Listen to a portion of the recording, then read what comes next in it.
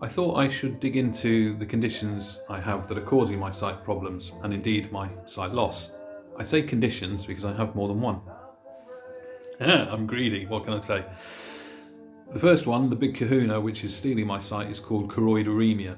It is a degenerative inherited genetic condition which occurs when a specific gene mutates. The job of this gene is to transport protein to cells in the body. When the mutation occurs, which is, by the way, called a nonsense mutation, it stops doing the job. So the cells don't get the protein. Obviously, in my case, we're talking about cells in the eyes, more specifically the retina. Without the protein, they die prematurely. It starts as a loss of peripheral vision, narrows to tunnel vision, and eventual blindness. There's no treatment, there's no cure. It affects 1 in 75,000 males. I say males, it's almost exclusively males that are afflicted by it because it is linked to the X chromosome. It's normally picked up in childhood with what's called night blindness, or an inability to see in the dark. Although I was only diagnosed with it 10 years ago-ish, it was clear for a number of years before that there was a problem, and now that I think about it to make these videos and such, I can identify specific occasions, even going back as far as my teens, where it was clear that there was something wrong. The next one is called exophoria, which is a weakening of the muscles at the back of the eye. This presents itself with the eyes drifting. This one particularly is quite a rambunctious little thing, and off it pops on, I call it going off on its travels. This one isn't so bad, but it's getting worse. If you spend any time with me, you quite often notice that I just close this eye, which I think is an unconscious thing that snaps, there you go, that snaps the eye back into centre. This gives rise to a condition called diplopia or diplopia. I'm not sure of the correct pronunciation. It's a fancy word for double vision. Finally, we have something called hypermetric saccades.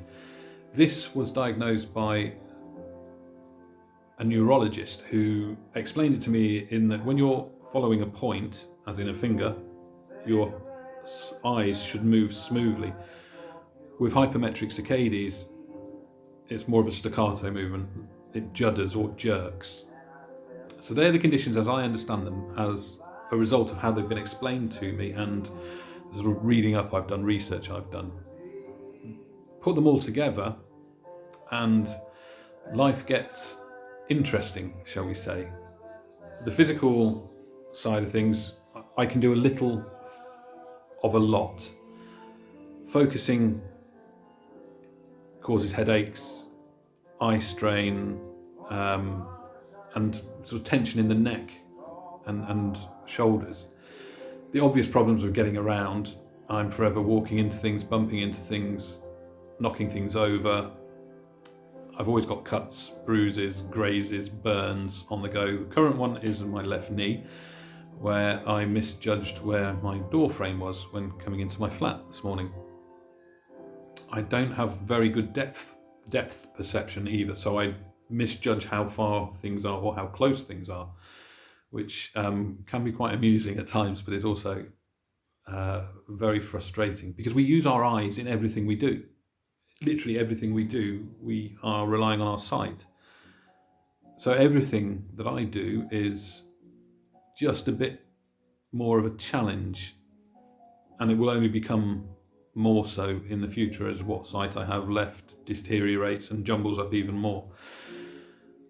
That, in a nutshell, is the conditions that I have. I think I've covered everything. Hopefully you have a bit more information now than you did when you pressed play. And I just wanted to say thank you for checking in. And hopefully I'll see you again in the next one. Although, I won't see you, will I? Because this is a video and I'm doing video. You'll see, if you check in, you'll see me. Why do people say that? See you next time? Because you won't. I won't see you next time. There's no need for that outburst. I apologise. Any comments, any suggestions? You probably know how to get them to me better than I know how to receive them. So please crack on. Thanks for watching.